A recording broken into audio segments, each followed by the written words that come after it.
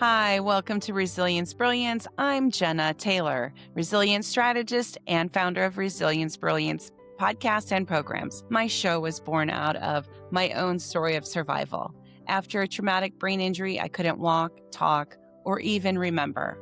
I had to start from scratch. Within months, I fought my way back, first to independence and eventually to rebuilding a six-figure career.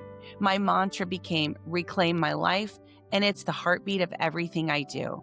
Resilience Brilliance is for anyone struggling with adversity, burnout, or the weight of life's challenges, especially women and leaders experiencing life transitions. The show delivers inspiring stories, practical tools, and expert insights so you can overcome, rebuild, and reclaim your own life with heart, humility, and humor.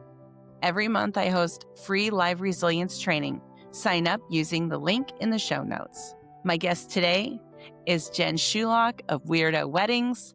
Jen is an experimental artist and wedding photographer who loves the connection that still moments bring in our modern times. Over 18 years ago, she started the journey of becoming a photographer, which brought her to 2020, the year that started her hyper niche brand of Weirdo Weddings photography.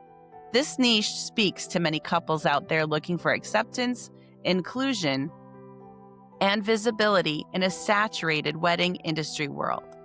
Jen is one of many amazing, quirky voices in the industry, stepping out as Pink Hair Jen to share, collaborate, connect, and create with others. And Jen has had some cameos on Fandemonium and was on TLC's Say Yes to the Dress in Atlanta, and Non-Binary Fashion Week and Offbeat Weddings, the cover of Quirky Weddings magazine, and more. Thank you so much, Jen, for being on the show. And I have to say, we've got the pink Jen thing going on here.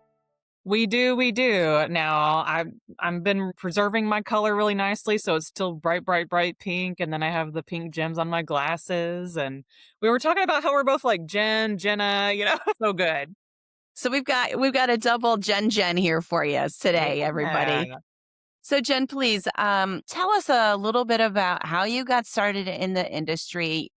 I'm sure there's a tie-in from, your history prior to that, but walk us through how you got into the wedding industry and how you've evolved. Tell us your story. Oh, yes. So, it actually goes even further back to I was creative most of my life. And I got married at a time where it's on the cusp of film and digital. And so I was starting to look at digital as just as a fun thing to explore. And then all of a sudden I had people telling me that I should look into being a photographer. And so I started taking classes and I realized I was like, oh, I've got to learn this equipment. That's pretty tricky stuff.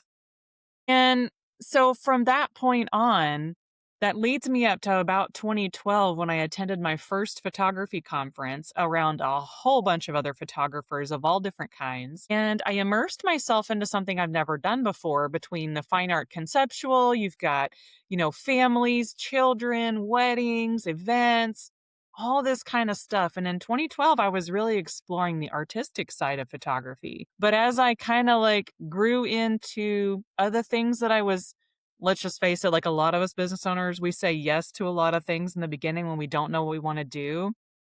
By 2012, I was really thinking about exploring art. And then I was also leaning into how much I loved weddings and then why. I kept asking myself, why do I love weddings?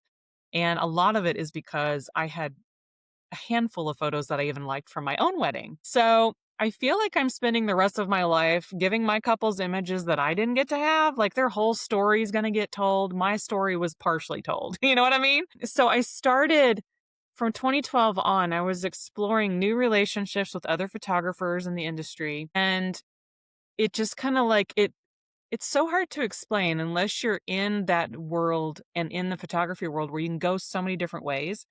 I felt like I started saying no to things that just didn't align anymore. Like I stopped doing family portraits. I stopped doing, trying to do children's portraits and even some product things. I stopped kind of doing that as running around trying to do that. And leading us up to just the cusp of 2020, I was really leaning into the wedding world because I really liked what it offered me as a photographer.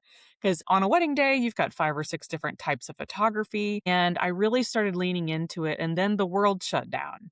So when the world shut down, I had to make a lot of choices. And by a lot of choices, I mean, do I stay in business? Do I keep going? And by the summer of 2020, I realized that yes, I can keep going. People are still going to get married. People are still going to celebrate love. They're going to celebrate it as many times as they want to. They can have a vow renewal, they can elope, they can do all these fun things in that wedding realm. But also at the same time I was leaning into that, I found my way via Clubhouse into the wedding industry. And up until that point, I had never really been a part of it because I never really felt like I could fit in, right? And I didn't understand it. And my weddings didn't look like somebody else's weddings. And I'm just trying to figure out where my place in the world was. So by 2020, I was starting to find my way a little bit into the wedding industry, and I started meeting people that were really kind and really thoughtful and really wanting to connect. And we all had conversations during this time. So between 20 and 21, I was like starting this brand new hyper niche called Weirdo Weddings photography. Because when I started in the arts world, that's all we did was call each other weirdos. And so, I figure weirdos get married too. So, it just made sense because in my fine art world, we're so unapologetic. We don't apologize for being who we are. We don't hold ourselves to a whole bunch of standards that other things might hold you to. Like the art world is a freedom that you don't always have in a lot of industries. So I started thinking about how nobody has done that in the wedding world yet, specifically hyper niched into this. And so that is what I did now almost 6 years ago. This year it's going to be 6 years I've done it. And what's taken me from there to here is like for 3 years I had to build a whole new brand. I don't know about anybody else. But when you build something from the ground up, you kind of have to start all over again. And so that's kind of what I did is I've been going solid for a long time.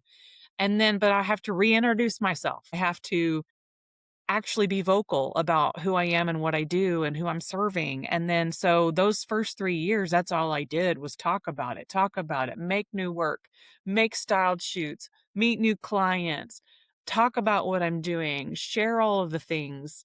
And then fast forward to now, it's like I am living and breathing in this brand that I built. And it's lovely because it still feels new. It still feels so new.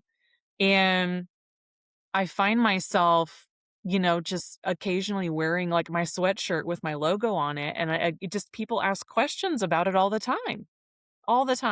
And I get to talk about what I do and why and who I serve. And the biggest question I got it last Friday. What's the weirdest wedding you've ever photographed? And you know what? Honestly, I always have a different answer because weird is so subjective to everybody. I think, you said earlier in the show, you said something about you've been a weirdo, your whole life. I think all of us are weirdos in our own little Yeah. weird way. I mean, Yeah. do you know anyone who's not weird? Yeah, that's what's funny is that I used to think I was the only one. Isn't that funny? Because like we go through these phases of life, and maybe y'all resonate with this too. Is like we go through phases of life thinking we are literally the only one going through something, or we're the only one who's weird and weird. We only like I like these things, and there's no way anybody else likes these things. I'm just too weird. You know what? That's not true. We all have things that we can relate with.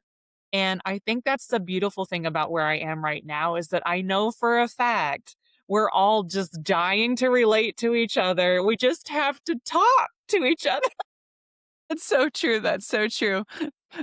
Funny little side story. So my daughter was 16, 17, and she went to Denver School of the Arts and she fit in. The weirder you were, the more you were embraced and the more you were accepted. And in traditional school, she was a little bit of a loner, felt left out. In a school of jocks and being an artist, it's a little lonely. And so we didn't get her into, she auditioned for and earned her place there. We supported her decision to pursue this. And then when they accepted her, it required another relocation back to Denver. But the short story is one day in her high school days, she said something to me and I said, about a nerd. And she goes, yeah, mom, you're a nerd. Where do you think I get it from? I looked at her and I thought, well, I always thought it was your dad's side of the family. Well, that is fine. But it was like, it took me like, what was she was, I don't know, I had to have been like 40, 41. And when I finally realized that there's a nerd inside me. And she was like, "Well, Yeah. that didn't take that long, mom, for you to accept." You So know, now you f I was just yeah. gonna say you figured it out a lot sooner than I did. Yeah. Yeah, it's so interesting because I was talking with my friend on, was it yeah, like, last night? Yeah, I was talking with her about that. I was like we were talking about opening up because so many of us, we've had, we'll call it like an identity we've either grown up with or has formed around us, and it's not who we really are. But she and I were talking about how we were starting to crack open like an egg, just cracking open, and the real us is coming out, which means we're embracing everything about ourselves, even our failures, our mistakes, the way we see the world. There's things about us that are beautiful, and we think that they're just not who we really are. But sometimes these things are just, they're in there and they are who you are. I mean, there's pieces of you that are just beautiful. They just haven't seen the light of day yet. Right. And so I have been surfing through this with this brand. And when people ask me that question, is what's your most favorite weirdo wedding? I said, really, honestly, when people ask me what it is, I said, it's people that want to celebrate the day the way they want to. And that means it could not be weird to you at all. Weirdness does not mean you look externally weird. Sometimes the weirders are always on the inside. And yeah, have you always heard that phrase, you got to watch out for the quiet ones? Come on. Like those introverts, the quiet ones are so brilliant, and Yes. they're like a treasure trove of information and wisdom that they don't share because they're so quiet. But Right. when you open them up, it's like, wow, I just learned more about you and I learned something else about, whatever knowledge they're sharing with you, right? Exactly. So that's Exactly. that's how I find my relationship with my clients, is that I'm learning about them and how they see the world and how they want their world captured, whatever that is.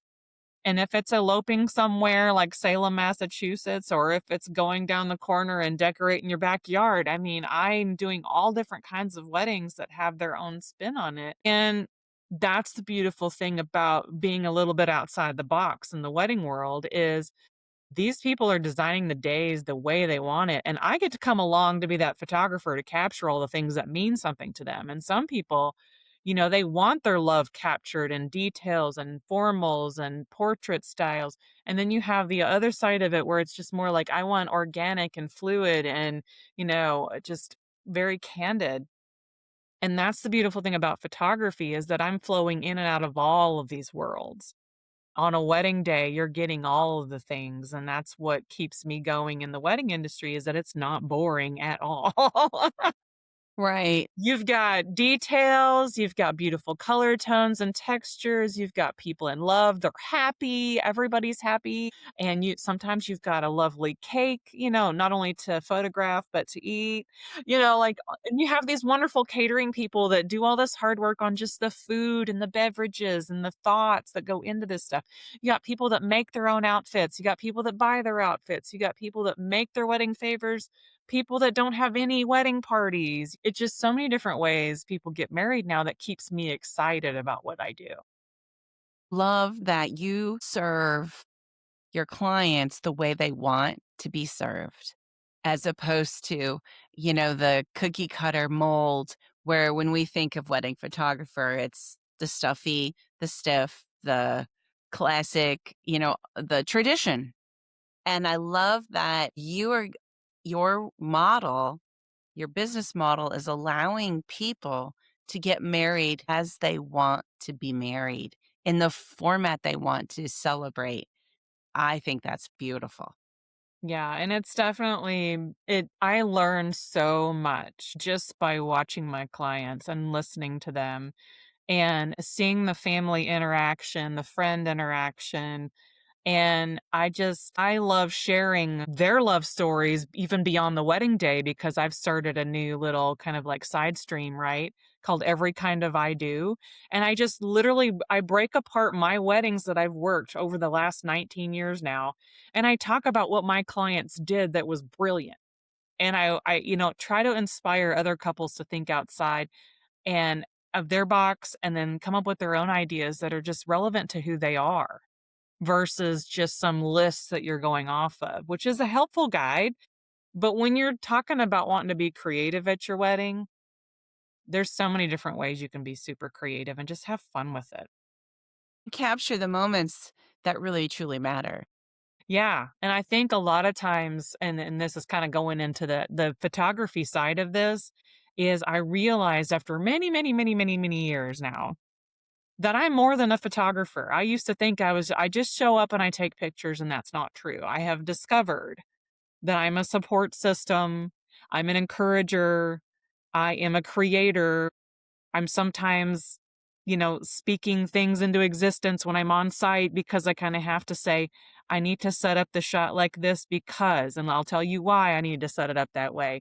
Or we're losing light. We've got to get going. Like I sometimes have to be a little bossy, but just a little bit. I don't really like being bossy, but I've learned to speak up for the craft. No, like I've learned to care about more of the product than just being like, well, couldn't get that because of this. And I was like, if my clients want and need this, then we have to make it happen.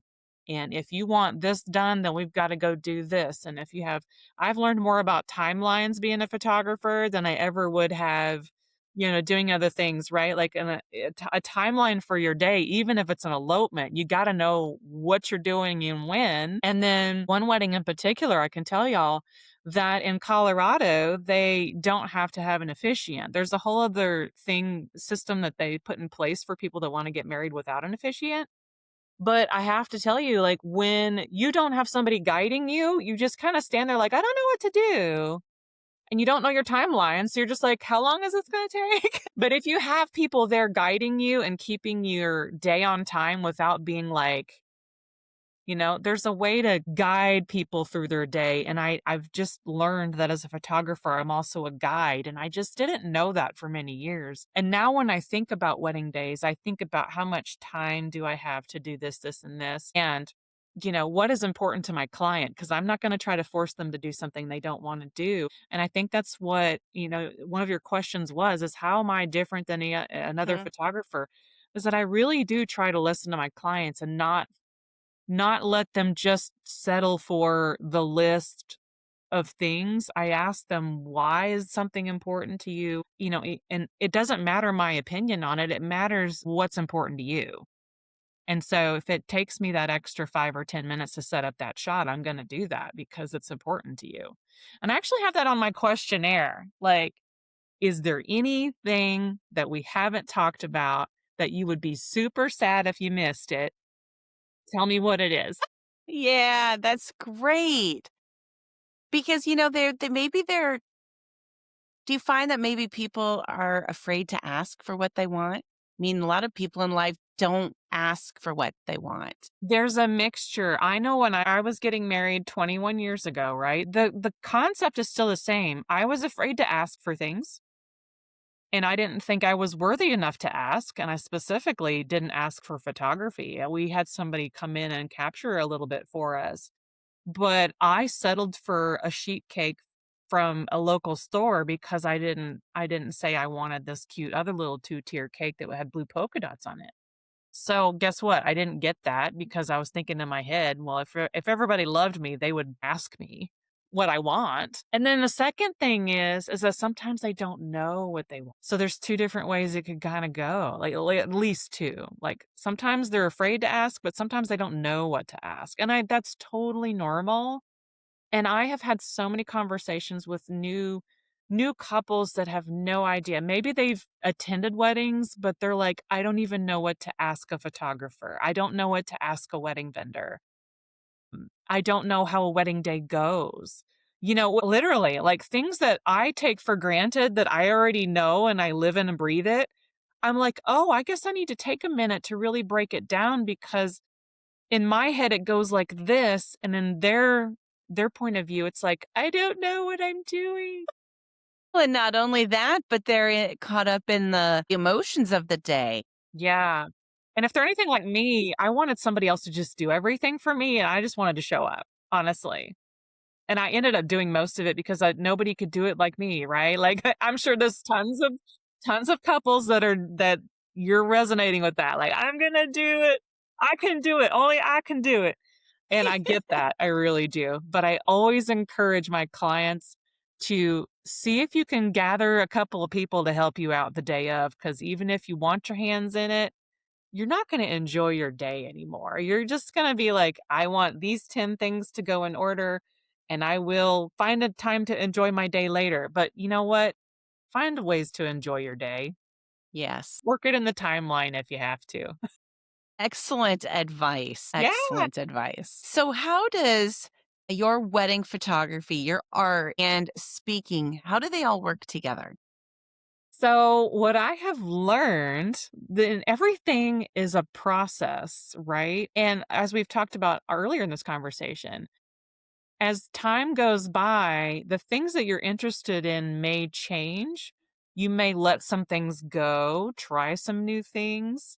And I think for me, the art was always going to be a running thread, no matter what I do in my life, whether it is in my business, whether it is in life, whether it's with my family.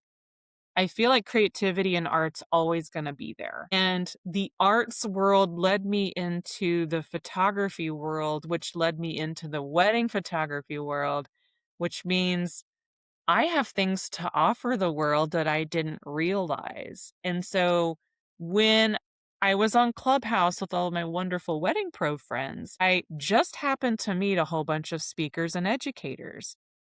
And I was fascinated because they gave me whatever you wanna call it. I felt like I had permission to use my voice for the first time ever.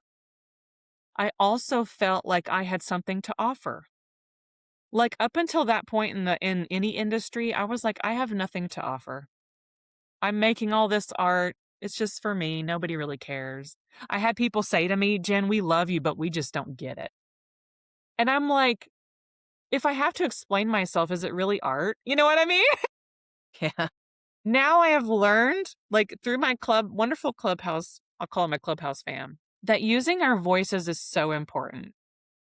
And if you're using your voice in your art, in your business, and then sometimes you're taking on a stage, or like today on this podcast, in this recording, you're sharing a piece of who you are. And this is what I have found that ties it all together, is that all of this is me in a platter. As of right now, I have seen all of these worlds collide, and it's amazing to see that they're genuinely things I'm interested in, not just things I feel like I go have to do. You know, I had genuinely wanted to do things in the speaking realm for a really, really long time, but I kept running into what we'll call them like little, I thought they were little roadblocks. Like, well, if somebody's interested in having me do something, then they'll just call me, and that's really not how it works, right? So I was digging out, like, in myself, like, what is true and what is not true in this world, right? And a lot of times we don't have the courage to pitch ourselves or pitch our ideas and use our voice to say, "Listen, I have something I'd love to add to this." And many of us need to still unpack that bravery to do that, right?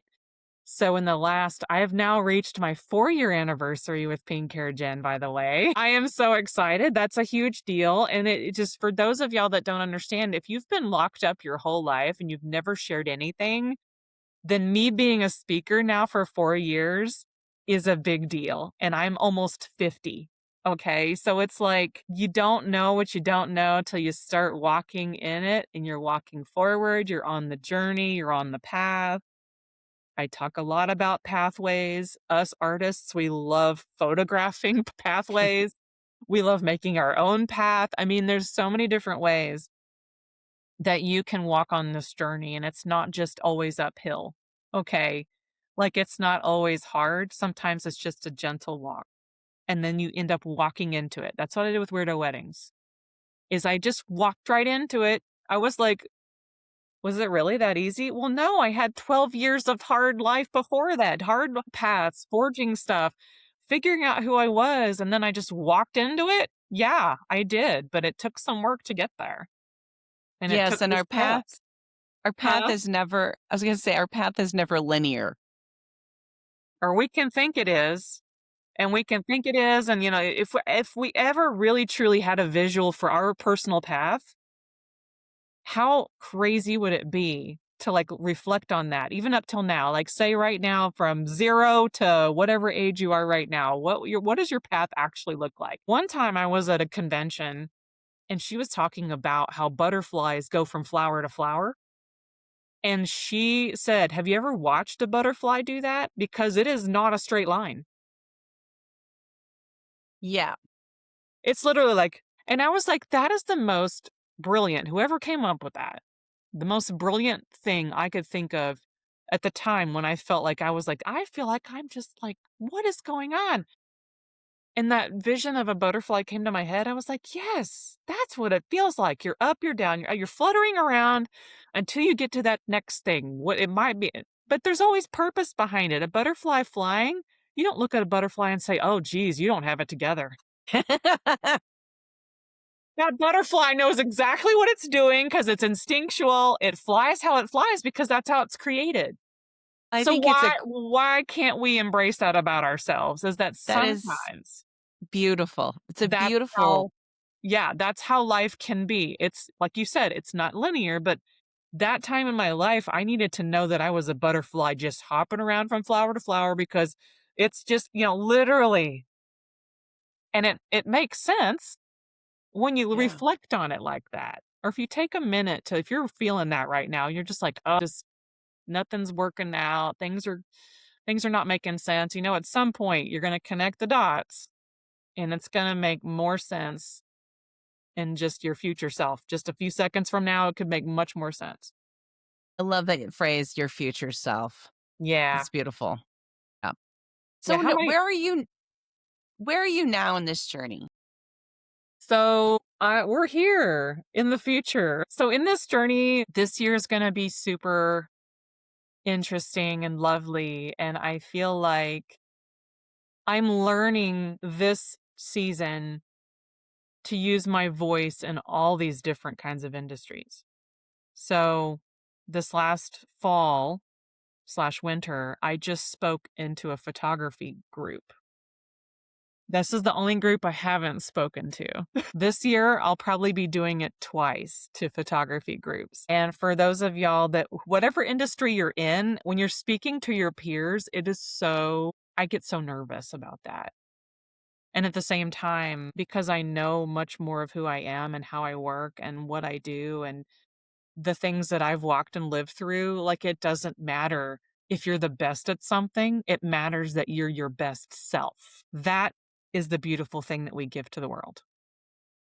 And so, me speaking to a couple of photography groups this year, that's going to be new for me. And so, how about y'all send me a little bit of love on that? And then also, I have a couple of things that I'm being open to what happens this year. And I think if I cram my calendar full of stuff, I don't leave room for family time or new opportunities I don't even know are coming.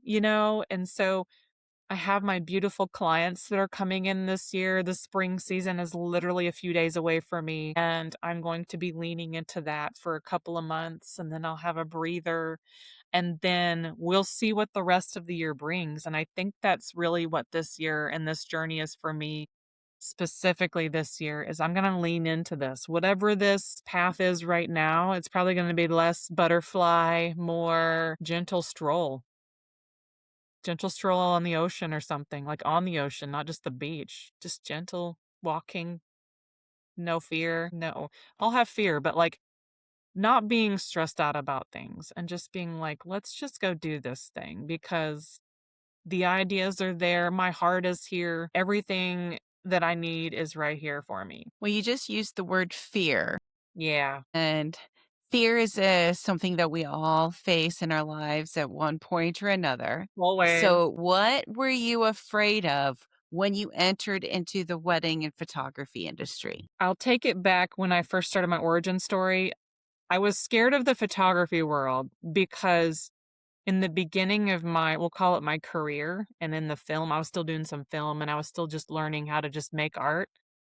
I would attend these clubs and they were just mean. They were really mean. And you never could feel like you could win at anything. Like if your technique wasn't perfect or if you didn't adhere to these rules and things that this industry sets up, then you are not a photographer. And so that became a fear for me of like, what's the point? No need to go into any of these rooms, these clubs, these conferences. So I was basically afraid of other people and their judgment. Same goes for the wedding industry. So when I started working from going in the arts, kind of like towards the weddings, it was the same fear that kind of kept me away from people is they're not going to accept me anyway, and they're not going to think I'm a serious artist or photographer. So why would I even open myself up for it, right? So, and I tell this on the stage a couple of times too. I'm like, listen, I said I'm scared of the wedding industry. I'm scared of all y'all. Y'all are all judgy. I'm talking about myself too. Like, I'm sorry, but we can be really judgy against other artists and really judgy against other photographers and probably some other people in our industries, whatever industry you're in. I think being honest about your judginess is a good first step. And so that fear of that judgment kept me out of a lot of rooms, just meeting other people. Now I'd meet people, but they'd have to be the right people. You know what I mean? The people that don't really care about the rules, they're like, we want to just create and have fun. And that's why I love my fine art community. Yes, there's perfectionists, but we know how to be with each other and not be super judgy. But in these industries, it's very judgy and critical and cliquey, and we have to be honest about that. And so for someone like me, I was just like afraid of even trying to say hi because I'm like, I just didn't want people to not like me. I was like, and then second of all, they're judging me for my work. And I'm like, well, that's not me fun. Because all those experiences in the past, I was like, well, and now I approach it from this way. I was like, So what let's changed? What changed so for you? yeah, so what changed was when Weirdo Weddings started, I realized there was a piece in the industry that was missing, and it was me. I needed to show up.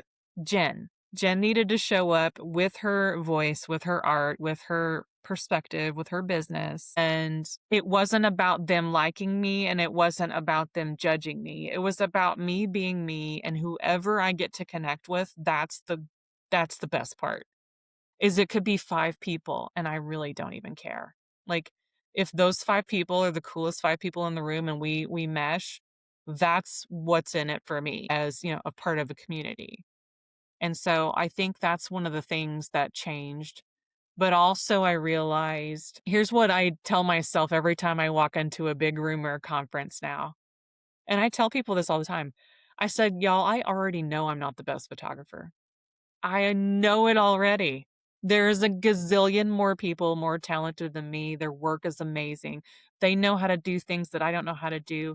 I said, but that does not mean I don't do my work. My work is my work. Their work is their work. Two totally different things. I can't own their work. They can't own my work. My work is very personal to me. And so when I realize and I walk into a room that I already know I'm not the best photographer, and I can say that out loud and I'm not being mean to myself, but I am me. And that's what's important. That's what changed. Being authentic to Being who I am. yourself, Yeah. being authentic to yourself and being transparent to those you serve and those your peers. I think that's beautiful because how freeing is that? And when we free ourselves, then that fear that we were once faced with, we've crossed that line, that barrier, and we're like, I'm not afraid of that anymore. Yeah, and there was something about, there was a couple of things I had to uncover, as for us, all of us recovering people pleasers, that's another conversation that came up last night, is, even when I met all these amazing people in Clubhouse, I still felt the need to validate who I was as a professional. And I was like, why did it shift? Like, why did I'm okay in the art world now, and I'm okay in this world now, but when I get into the wedding industry, I'm just playing that game all over again. And I'm like, that is not sustainable. It's not sustainable. You're never going to please people. People are going to be people. And so I had to shift that as well. I was like, I can't go in there thinking that I need to prove myself. So that was also freeing because if you're living a life trying to, yeah, not only please people but prove things to people, that's called burnout. I burned out very quickly trying to do that. And I had to Yes, you have to be honest about it. You have to be honest that that's where you're coming from. It's fear, and it's a fear of not measuring up. And when you can release that and just be exactly who you are, mistakes and all, successes and all, because don't forget your successes, right? so important. And every year you should be celebrating things that you accomplished that you felt were successes to yourself. Instead of just saying, "I need have these 20 things I've gotta do in the new year." You know what? You haven't even celebrated the 20 things you felt like you did great. Well, and what I tell people when I teach my clients is practice accepting and acknowledging your small All the time. wins over perfection, small wins, small wins, small wins. And guess what? When you collect all these small wins, guess what happens? You've got this huge success pattern and you build your confidence and you feel more secure in who you are and what you're doing. And then you no longer feel that fear, that imposter syndrome, or you're not worthy, whatever that you might be feeling. And then you can look back and go, look what I've just done. Right? For 2 years, I did this thing where I took a strip of paper and I wrote something that happened that was awesome that I was really in a celebratory moment. And at the end of the year for those 2 years, I would read all of them, and because I had forgotten, you forget all the things that happened that you felt went right and they were exciting, and you're so thankful, and then we forget all of that, but in that jar, I could pull it all back out and be like, "Oh my god, I forgot that happened." I mean, I had so many things for those 2 years. I didn't do it this last year, but I was like, how important and cathartic is it to go back through all the things that you're thankful for, the things that you're celebrating, and I just yeah, it was so great. Now I have my calendar sometimes. I love your idea of those small strips. You just have the strips available, and when you had a good win, you would just write it down and put it in the Yeah, jar? just tear a piece of paper and write it down. Sometimes I would put a date on it just so I could say, "Oh my gosh, like this month and this year, this thing happened and it was really cool." I love that. And you know what? I'm gonna take that a little step farther. When you're having a bad day, dip your hand in the jar and pull one out Yeah. because that will when you're like, especially with burnout, right? Exhaustion or burnout, or you're feeling like you're not accomplishing what you want to accomplish, dip your hand in there, pull it out, and remember that feeling. Once you remember that feeling, then there's something that shifts in your mindset and the doubts go away and the capabilities come back. So, Yeah, the truth versus the lie. So bring out the ex- truth and everything else falls away. exactly. You mentioned burnout, and burnout, as you know, is something very near and dear to me and the work that I do with resilience. So, thinking back to when you were burned out and before you had found your what do you call it? Niche? Hyper niche, Hy- I am. Hyper niche. Um, I love that you didn't wallow. You chose not to wallow and no self doom. Talk about that. So I'm trying to think of a specific time that I think before the pandemic, I wasn't so much in ever a burnout mode, but I did get burned out fairly quickly, just like we were talking about when I first started the new brand. And I was like, this will be great. Everybody's going to like really love it. They're going to remember it. I won't have to work as hard. And you know what I did? I tripled the work so I could get everything done quickly. And I worked with a PR company for 3 years. I did everything I could think of to build a brand that had a clear message. And after 3 years of that, I just kept thinking to myself, this is not sustainable.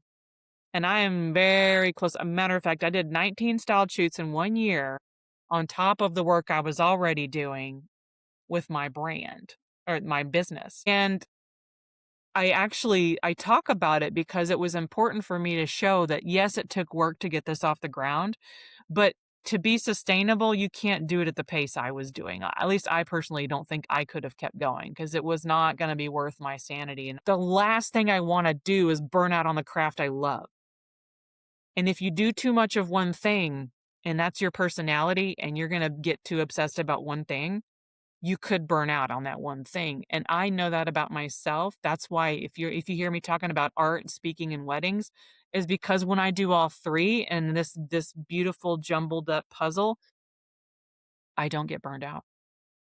So what I ended up doing was is I pulled back after that 3rd year and I said, "You know what? I've got to start cutting back on that time I'm spending doing this thing and this thing and this thing." And I started cutting that out of my calendar and I started making strategic decisions just to lean into some other things and learn how to rest again.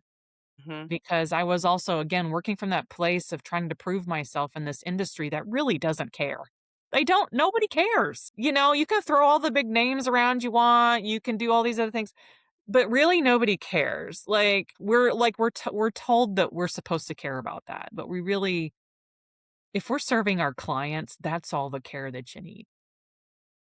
The industry stuff, the people that are out there, they, right? They in the industry, the elites of the industries, any industry you're in. You really think they care about validating you as a professional? They probably don't. They've got other things to do. It's you that's probably doing it to yourself. So when I was saying burnout, we're tending to do it to ourselves. And I wanted to take a step back and just breathe a little bit and let this brand breathe a little bit. Like I was going hardcore and I'm just like, I got to do this and I got to do that. And da da da da da. And this continued on even a little bit into 2024. And then in 25, I felt like I had the coolest year of my career. And then in 26, I'm like, well, I guess I need to chill out a little bit and, maybe actually see my family. Like you have aspirations, but you also have a kid. You have aspirations, but you have a husband, Hmm. for me. And I'm like, I have cats. But there was a good hard look at the end of 2025. I had to really ask myself, okay, what's this year need to look like for our family? How much should I let myself dream? Like I want to dream. There's nothing wrong with dreaming, but it's the hustle that's going to burn you out. Hmm. And it's the hustle at the wrong time. It's gonna burn you out, or the So, do hustle you, for the wrong reason. right? Do you travel to do weddings? Okay. Do I don't you take I don't have, take a whole bunch per year, but I do travel, yeah. okay, because I know you had mentioned Colorado, which, yeah, Yes. I lived there 35 years, so that's kind of like Yes. home to me. It was gorgeous. Yeah, so you do travel. How many weddings a year do you do? I was just asked this weekend, and I can't even say a number, mostly because it's different every year. But my ultimate goal for a long time was like 1 a month, which is 12 a year, Okay. and I usually exceed that goal a little bit, mostly because I have amazing people I wanna work with, so, yeah, we're talking about 12 to 20 per year, but that's my balance, though. I can't do any more than I can do. That doesn't mean yeah. No, I was gonna say is that when you're a business owner and you're taking on certain things in your seasons, whatever they might be, whatever you're doing in your career, when your calendar is a little bit too full and that where you need a break and you haven't given yourself a break. And then with the wedding industry, it's very seasonal, at least where I am in Texas. So you have a couple of months where you might be really, really, really, really busy. And then you have summertime where nobody's getting married. Because So it's too hot? it's too hot. Way too hot.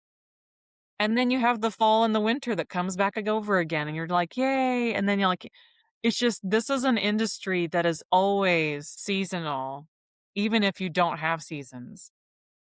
Like, for me as a photographer, it's definitely seasonal. I don't think I could do it all year long without, again, burning out. I want to do it strategically enough to satisfy this passion of mine to serve couples while also serving my family, while also serving my artistic self, all these things in our lives that we have to make time for because time is the one thing you can't really make more of.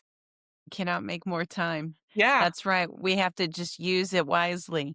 So, talk about your fine art. How do you satisfy your need for your fine art? So this is the beautiful thing about being an artist is that, and maybe not everybody experiences this. I've noticed this when I meet people and they're like, "Oh my God, I can't believe you did that. Like you just had an idea and you went and did it." And I was like, apparently it's a thing that I do. And I give myself permission to just go do something. And sometimes I don't give myself enough to do, like in the art world, because it is a relaxing way to be creative and just be a person. You're not performing for anybody. So in the fine art world, whatever silly, fun, crazy ideas I have, I just go make them because nobody's going to put limits on me but me. And so I have this stream that I have just my personal expressions where one day I get an idea. It could be with my phone, it could be with my camera, it could be a video, it could be a spoken word. I do all these things that just they come up as ideas and I'm inspired by others. And so when others are out there doing their creative things and I'm inspired by their things, then I think to myself, "Oh my God, I have this great idea." And then I just go do it. And there's a satisfaction for those of y'all who love to-do lists and you feel like you never get anything done. Go sell it yourself. And that's where the artist way came in. That's probably why I put it in there is because in the artist way, they tell you to make yourself an artist date. So they tell you to make time for that creative side of Those yourself. art dates, when I went through the artist's way, way back, way back, way back, long time ago, I did it religiously. So those who aren't familiar with the artist's way, you have to do something every day. And then you have to create these art dates for yourself. I joined the Botanic Gardens in Denver and I would journal or write. I have a jack in the box. Okay. And then next to the jack in the box, I have a sphere that expands. Ooh. These are both things that you can use to help you with your creativity, get your juices flowing. But getting out and doing those art dates was mind boggling for me because we think in order to be productive, we must be at our desk, we must be in our craft, we must be this. But when we, I like, to stop, stop. My analogy is don't grip so hard, right? When we loosen the grip, we still wanna have a little bit of grip, like I'm a tennis player and a golfer. You gotta have enough grip to hold on to the racket or the golf club. But if you squeeze too hard, you're choking it and nothing good's gonna come. So the analogy is the same. You gotta hold in life, we have to have our grip, just the right amount of grip. If we are too tight of our grip, we are gonna choke the life out of ourselves and our life and our business. And so the artist way and these art dates is a great reminder for me to go out and do things because when we leave our craft and go out and do something and open our mind to new ideas, new ways of looking at things, we bring that back and it amplifies us. And it's a great way to counteract that burnout. Yeah, and I would also take your analogy of the hand thing to challenge those of y'all maybe needing to let go of some control issues or anything like that to open up your hands because then you can receive and you can also have community. Not only you can get to know yourself better and you can get to know your community better when your hands are open. And I did a whole talk about it too because when we are so closed off, this is a good visual analogy. We're so closed off, we think, "This is all we have. I'm holding on to everything." In reality, you can hold on to that, but there's so much more out there that you're missing out on because you have not opened your hands. And have you ever sat with a friend and you really want to connect with them and you're both tight-fisted, you can't connect at all. But if you're both open and willing to connect with each other, then you can really connect and you're intertwined and you're having a human to human interaction and creative to creative interaction.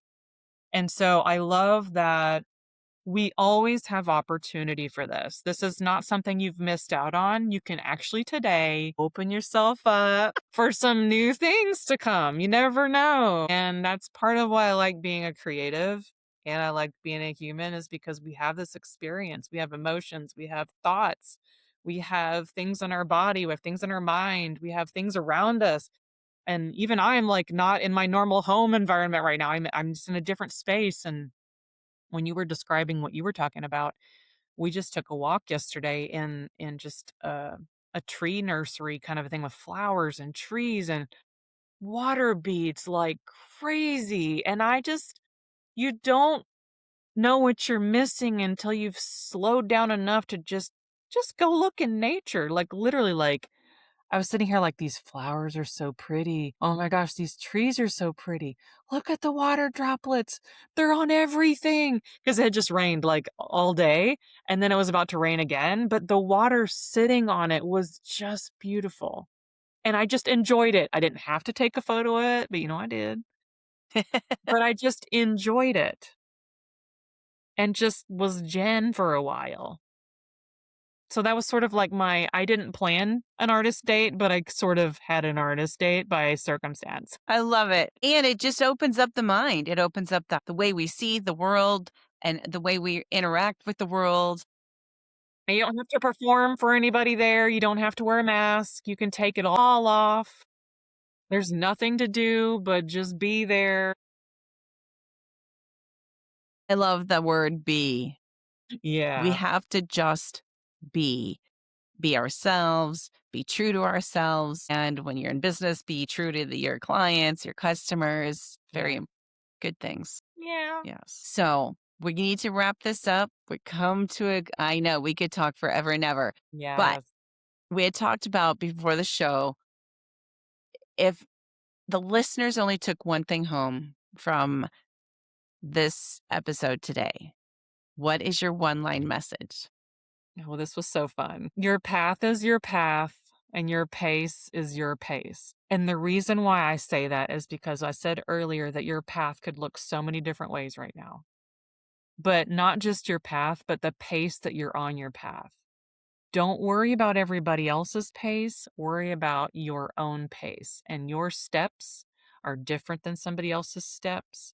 And the dots that you're going to connect in the future, your picture is going to look vastly different than somebody else's. So that's why I say your path is your path, your pace is your pace. That's beautiful. And you also mentioned you have a free resource for our listeners. Yeah. So I put together this cute little thing. It's called From Muted to Magnetic, and it's going to take you through some exercises on how to basically unmute yourself and then be the exact person you need to be for your future clients, people you want to meet, all this other stuff. That's fantastic. The link to that will be in the show notes. It's also up here for you people who are watching this on YouTube. Thank you so much, Jen. It's always so fun to get together with you. It's so funny because, pink is my signature color in my logo. And I love that my accent, my hot pink is pretty much the same color as your hair. Yeah.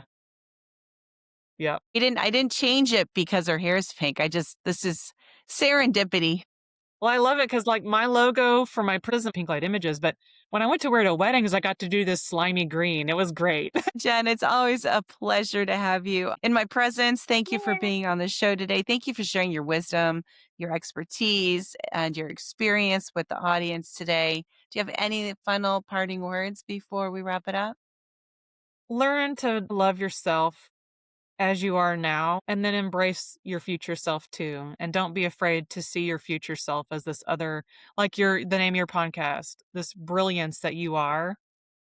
Don't be afraid to embrace how brilliant you are. Wise words. Thank you. Yeah. And for all of you in the audience, if you're feeling a little stuck and you need some help getting unstuck or finding the zest or the song in your heart, please remember to check out my free live training on resilience and also resiliencebrilliance.co. Check out all the different programs I have available.